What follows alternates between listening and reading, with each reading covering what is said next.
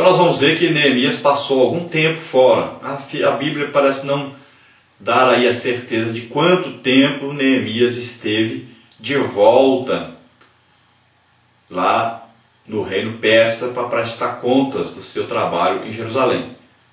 Se imagina aí cerca de 3 meses. Então ao final desses 3 meses ele volta para Jerusalém. Mas ele encontra uma situação completamente diferente daquela que ele havia deixado. Ele deixou ali um avivamento acontecendo. Eles tinham se dedicado à leitura da palavra de Deus, à adoração a Deus, haviam se arrependido dos seus pecados, haviam deixado a idolatria e tudo. Mas acontece que eles tinham agora se misturado com os povos. E aquele trato de deixar as mulheres estranhas, de deixar as famílias, então aquele trato foi rompido. E eles voltaram a dar os seus filhos em casamento às filhas daqueles povos que viviam na terra, dar suas filhas em casamento também, a eles mesmos pegarem mulheres daqueles povos, se corromperam novamente, se misturaram novamente. O avivamento acabou. Porque Deus não fica no meio de umas coisas dessas. Deus a sua presença não fica no meio do povo que vive em pecado. E ali havia um pecado terrível, que o próprio sacerdote Eliasib tinha se aparentado com pessoas que não podia, como Tobias, que era amonita, inimigo do povo de Deus.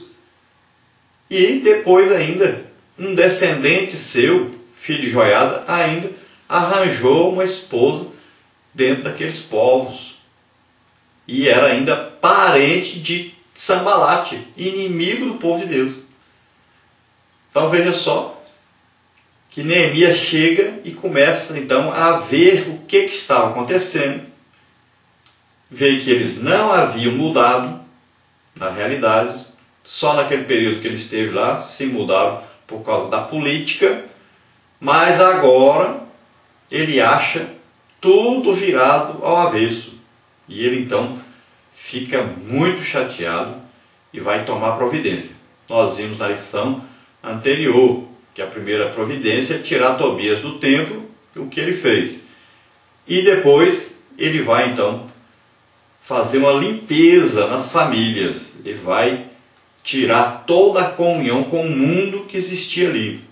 Fazer uma limpeza que começa dentro da casa de Deus. Os sacerdotes, aqueles que deveriam orientar o povo, também estavam se corrompendo.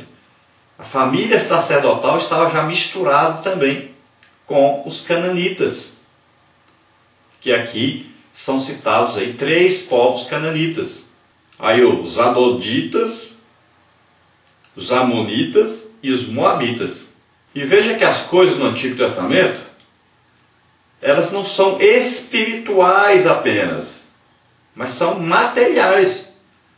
Deus ordenou a destruição daqueles povos, significando para nós a nossa vida cristã separada para Deus. Não quer dizer que nós vamos fazer como eles. Nós não vamos matar as pessoas que não são crentes. Nós não vamos matar aí as pessoas que não seguem a Bíblia. Não. É uma guerra espiritual para nós. Nós combatemos os demônios que agem nessas pessoas. A Bíblia ensina isso para nós, o Novo Testamento ensina. E Jesus disse, olha, vocês vão amar os seus inimigos, vão orar por eles, abençoá-los. É diferente de lá no Antigo Testamento. Lá Deus diz, entre na terra e destrua os povos inimigos. Mate todos, todo ser que respira, que está lá, mate e destrua. Vocês vão ficar só com a cidade. Mas é para queimar, matar, todos, destruam tudo. Não deixa um vivo. Nem criança, nem mulher, nem velho, nem ninguém. Lá no Antigo Testamento a coisa era assim. No Novo Testamento são os demônios que agem nas pessoas. Então nós temos que combater os demônios e não as pessoas. Porque qualquer uma dessa pessoa que se converter, pronto, Deus perdoa os seus pecados. Ele está salvo. O ladrão da cruz era ladrão mesmo, mas foi perdoado, foi salvo. Às vezes você vê, a pessoa ali matou tantos, a pessoa prostituiu, a pessoa ali adulterou, aquela pessoa ali vive bêbado, ou mexe com droga, ou a pessoa é homossexual, ou então aquela pessoa ali estrupou, não sei o que, deveria matar aquela pessoa porque ela fez isso. Não, isso é Antigo Testamento. Nós vivemos na época da graça, do amor de Deus, oferecido a nós sem merecimento nosso. Então nós vamos fazer o quê? Nós vamos orar por essas pessoas, vamos visitá-las na cadeia, vamos incentivá-la a entregar sua vida a Deus, vamos falar a palavra de Deus, vamos falar do amor de Deus, da misericórdia de Deus, fazer tudo para que ela se arrependa e ainda tenha a chance de ser salvo, de ser perdoado por Deus. Nós estamos no mundo para trazer a reconciliação do homem com Deus. E não para condenar o homem, não para perseguir ou matar qualquer pessoa, nada disso. Não confundam as coisas. Então, se você olhar, você vai ver que Neemias contendeu com eles. Diz aqui que bateu neles, arrancou o cabelo deles. Era uma coisa mesmo violenta. Era uma coisa real. Era material. Era feito mesmo na violência. Para você ver a ideia que Deus tem a respeito do pecado. A ideia que Deus tem a respeito do reino das trevas. Agora, a nossa luta está bem clara. A nossa luta no Novo Testamento, como crente, é contra o reino de Satanás. É contra seus demônios, seus príncipes, suas potestades. Nós não lutamos contra pessoas. Nossa luta não é contra carne e sangue, mas contra o reino espiritual, que influencia as pessoas. Então Neemias dá o exemplo maior que havia em Israel a respeito de uma pessoa de Deus se unir a uma pessoa de Satanás. Um filho de Deus com um filho de Belial. Uma pessoa que pertencia ao reino da luz se unir à pessoa do reino de Satanás, do reino das trevas. Então ele é o exemplo maior que eles sabiam, que era o rei Salomão. E ele diz que o rei Salomão se uniu às mulheres daqueles povos, se uniu a vários outros povos, e isso trouxe o pecado para Israel. Veio a divisão das tribos, o pecado traz a desunião, a separação. Quando um líder que deveria representar Deus, a vontade de Deus, quando um líder não santifica a sua vida, então o que vai acontecer? Ele vai trazer divisão. Então existe a igreja é o corpo de Cristo na terra. Cristo, a cabeça desse corpo. Mas esse corpo possui aí pessoas escolhidas, ministros escolhidos por Deus, escolhidos diretamente por Cristo. Os ministérios, são 5 ministérios aí: apóstolos, profetas, evangelistas, tem aí os pastores e tem os mestres. Então são escolhidos por Jesus, colocados na igreja, pessoas dadas à igreja, para poder edificar a igreja, para poder fazer com que a igreja cresça, se desenvolva de maneira correta. E esses ministérios são equipados com dons do Espírito Santo para fazer essa grandiosa obra para Deus. Mas quando esses ministérios, esses líderes escolhidos pecam, vivem em pecado, em comunhão com o mundo, então o que ocorre? Ocorre a divisão no corpo de Cristo. E é o que está ocorrendo por toda parte. Quando o líder está em pecado, quando o líder está vivendo em comunhão com o mundo, com o pecado, se comprometendo com o mundo, então há divisão no corpo, a separação. É a primeira coisa que acontece. Existe a separação, a divisão. E depois vem outras coisas que vão ocorrendo. E ao invés de bênçãos acontecerem, começam a acontecer então maldições. Então tomemos todo cuidado. Quem é líder, quem é um professor de escola bíblica dominical, qualquer um dos líderes que existe na igreja, deve tomar muito cuidado. Porque às vezes todo o corpo de Cristo aí onde você congrega pode estar sofrendo por causa de você. Muitas vezes a presença de Deus não está no lugar, não acontece no lugar. O avivamento não vem. Por quê? Porque a liderança está em pecado.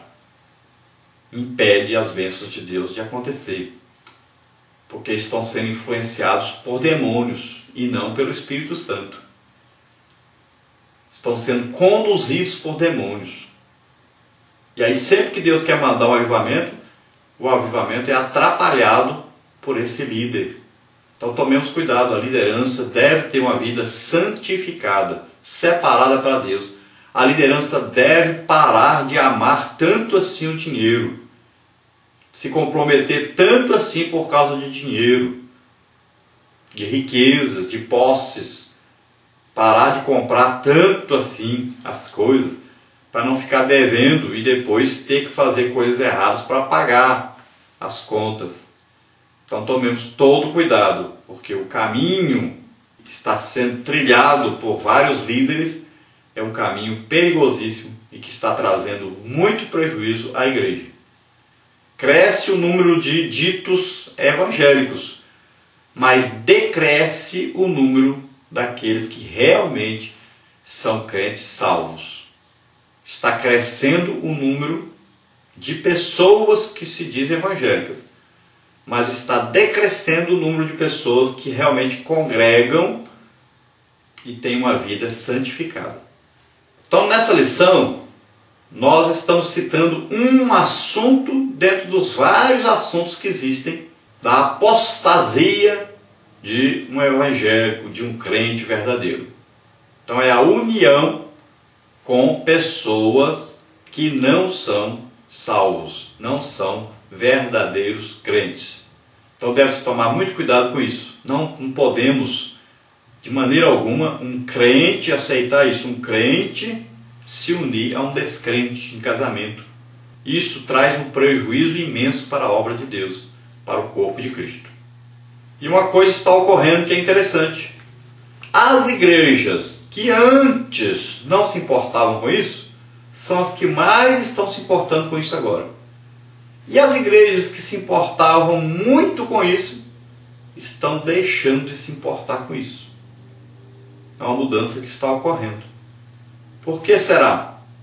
A explicação é simples.